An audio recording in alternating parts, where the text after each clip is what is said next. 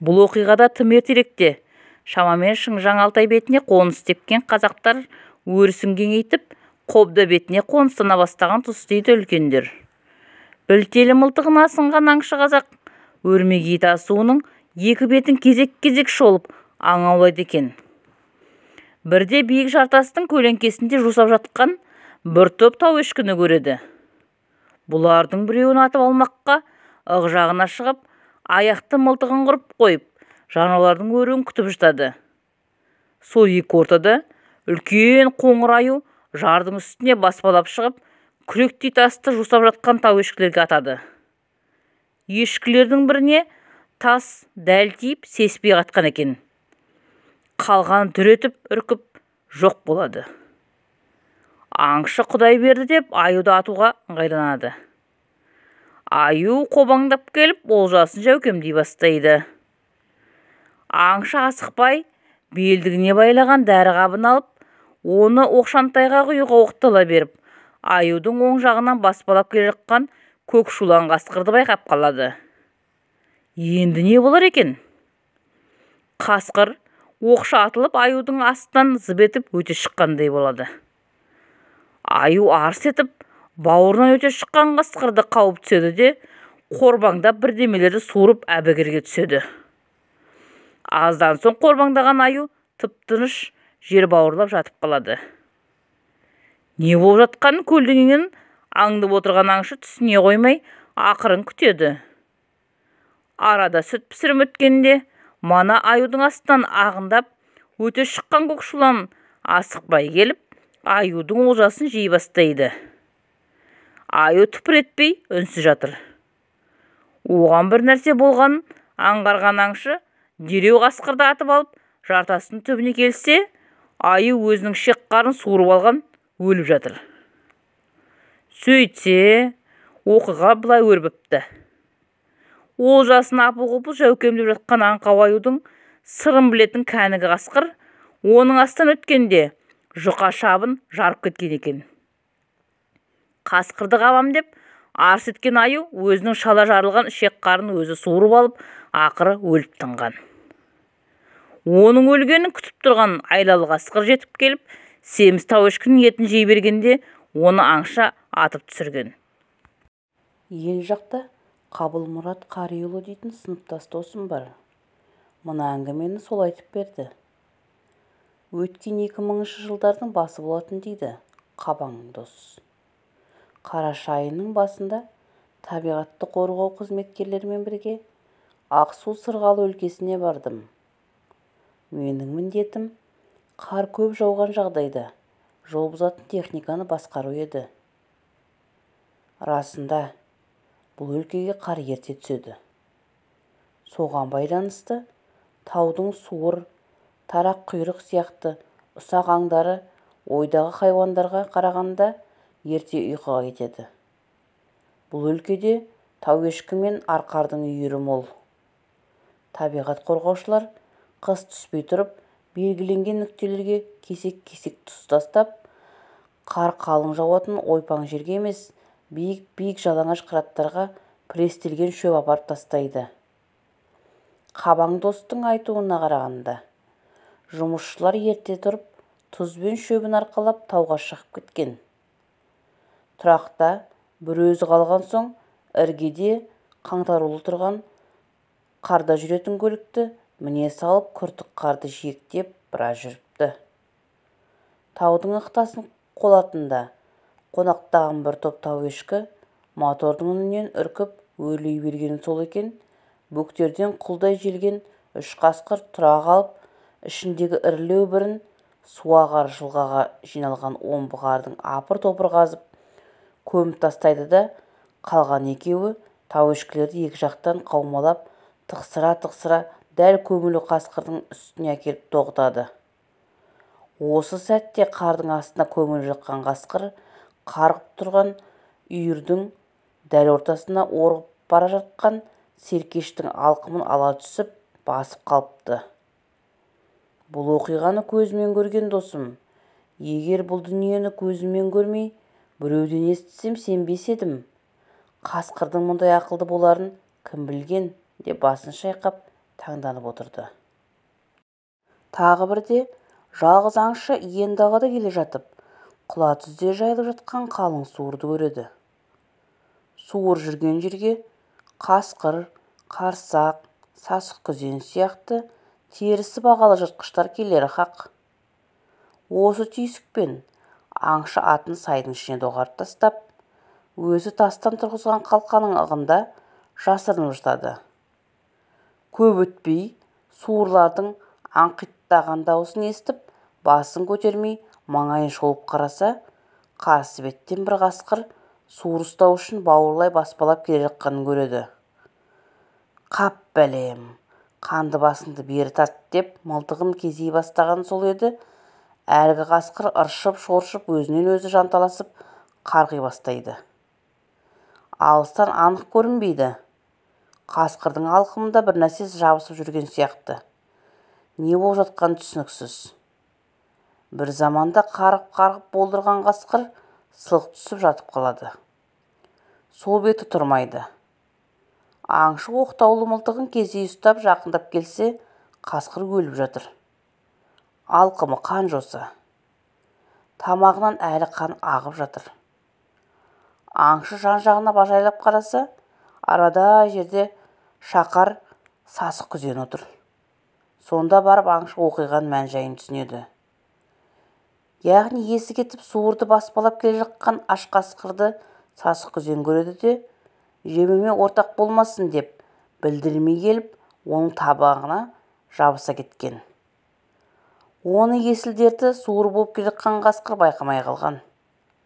Сөйтіп өткір тістермен қасқырдың күре тамырын орып жіберген. Қасқыр алған сасық күзен ақыры аңшының оғынан құтылмаған көрінеді. Ал мына оқиғаны айтып берген адам Шынай Рахметұлы дейтін танымал өлкетанушы ағамыз. Бірде дейді Шықаң, Сайыр тауына аңғарауға шыққан аңшылар қатар жұптасып, бірін-бірін қолтықтап қашып бара жатқан 3 қасқырды көреді. Аңшылар аң-таң. Қасқыр деген хайуан бірінің артынан бірі тізбектеліп жүруші еді. Мыналардың әрекеті қызық екен. Жүрістері де өнімсіз бе? Қалай?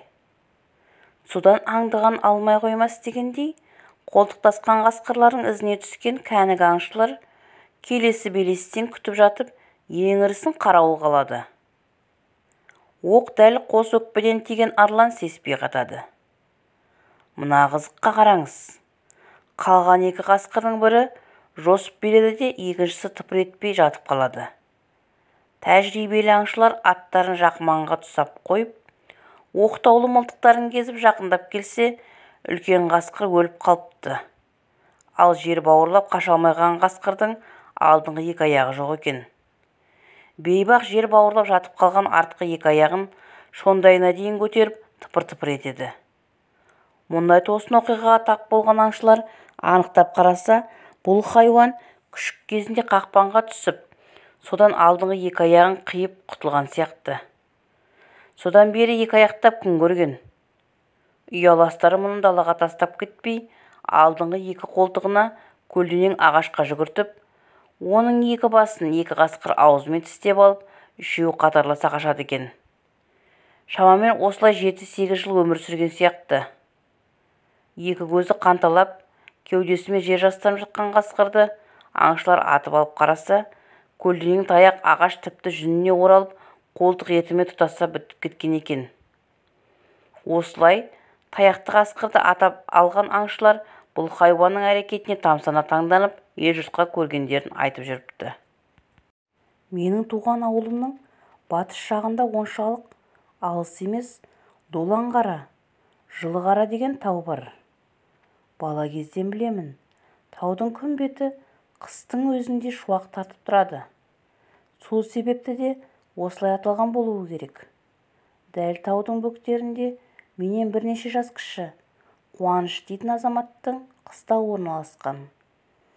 Осыдан 10 шақты жыл бұрын, дейді Қуекең, қайдан келгені белгісіз ақтөс қара қасқыр пайда болды. Өздері тым әккі, маңайдағы тайынша торпақтан түк қоймады. Бұрын мұндай ақтөс қара қасқыр көрмеген ел аң-таң. Біреулер бұлар қасқыр емес, жабай ит шығар дейді.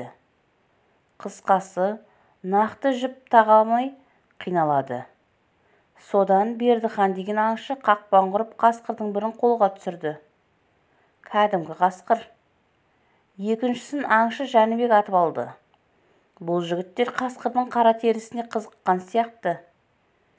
Кешікпей бұл қара қасқырдың да сыры ашылыпты. Жаңағы Долан таудың теріскейіне қыстау салған Кеңшілік деген қойшының атақты қасқырлатын Құтпан атты ақтөс қара иті бар еді. Осы ит 2 жылдың алдында жоғалып кеткен болатын.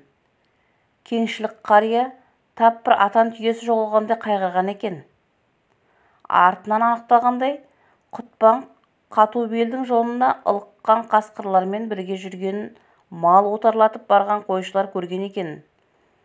Қысқасы, батыл төбетті үйіккен ұрғашы қасқыр ертіп кеткен екен. Ақыры ана ақтөс қасқыр Құтпанның күшігі болып шықты.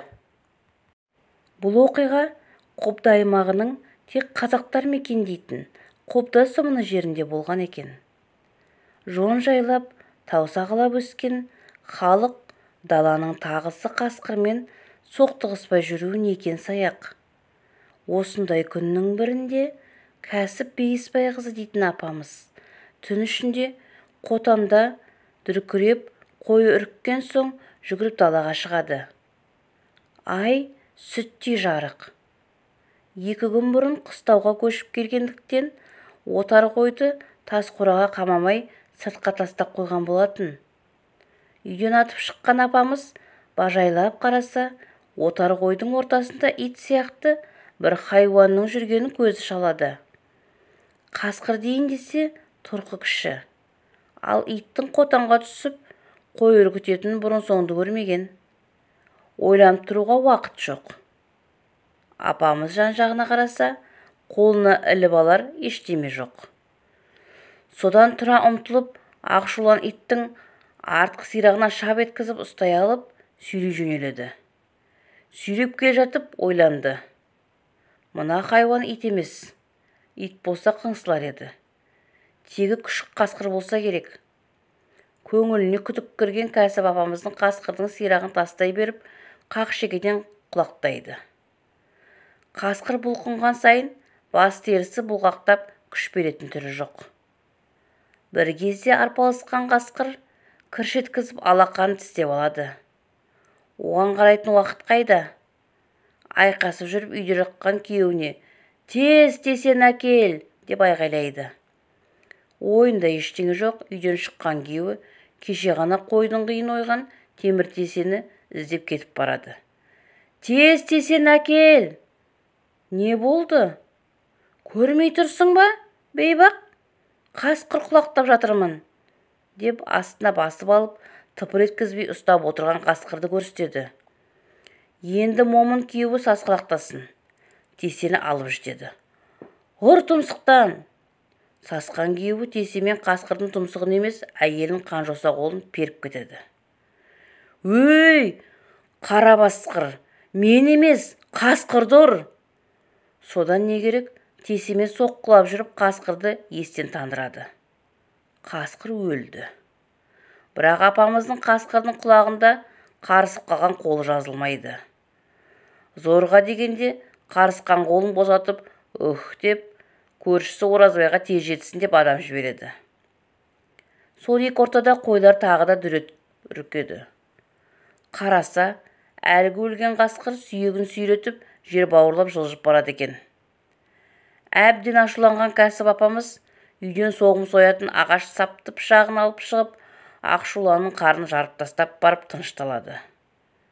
Таң жарығымен шауып жеткен Оразбай оташы дереу қасқырдың өті мен бауырын араластырып, бөрінің тісі тиген жерлерге жағып шығады да, сыртынан қасқырдың шарбы майымен орап тастайды. Аз күнде апамыздың жарасы жазылып, ел ішінде қасқыр соққан Кәсіп атанып кеткен екен. Осында келген соң Кәсіп апамызды білетіндерден сұрастырып едім, жарықтық дүниеден өтіп кетіпті. Өзіне тараған ұрпақтары Қарағанды облысы Ақтау Теміртау маңайында тұрады екен.